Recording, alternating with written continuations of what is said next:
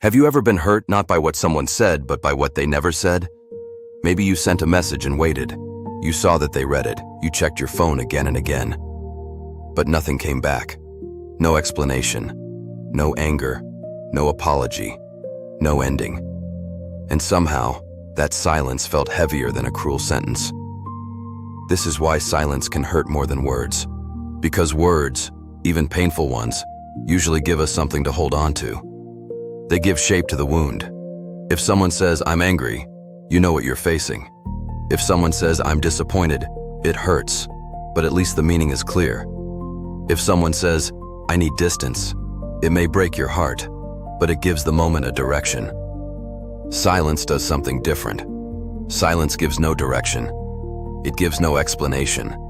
It does not tell you whether the other person is upset, tired, confused, avoiding you, or already gone. So your mind begins to fill in the empty space by itself.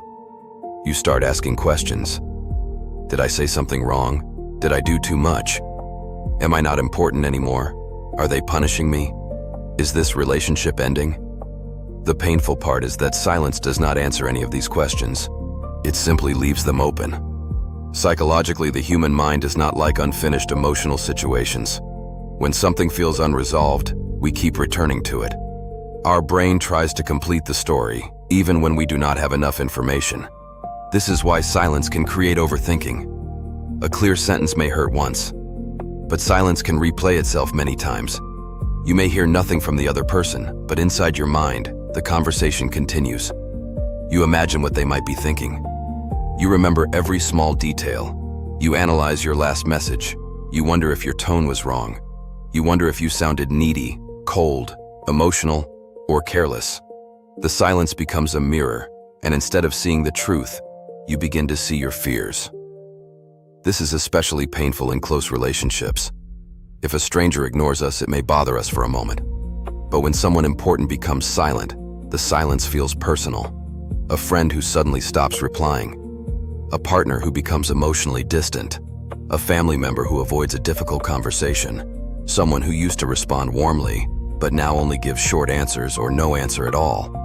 In these moments, silence can feel like rejection, not because the person clearly rejected us, but because the absence of response leaves room for that interpretation.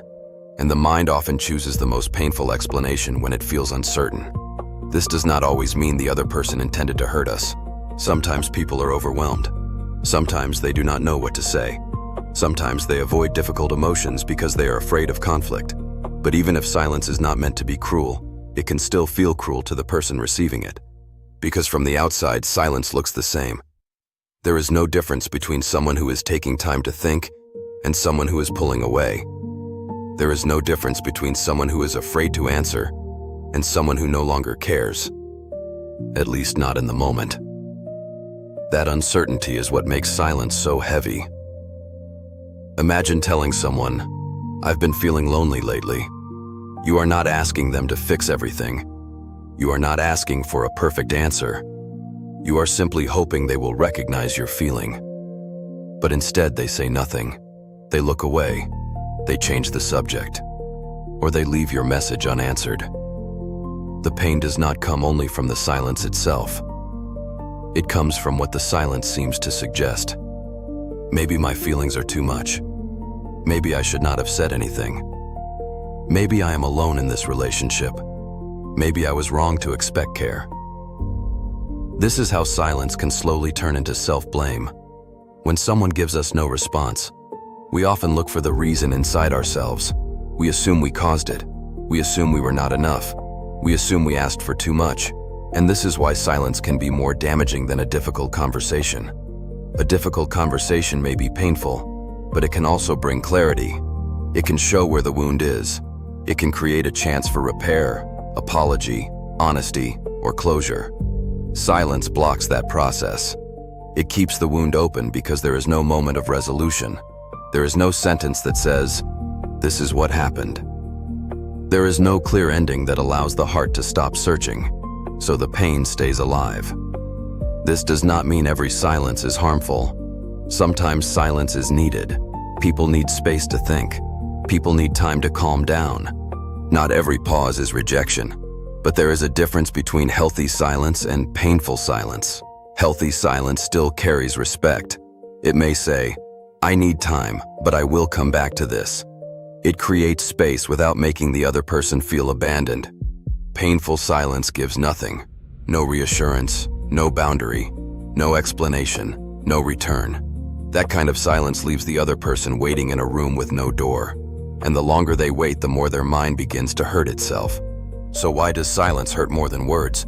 Because words can end a moment. Even painful words can give the heart something real to understand.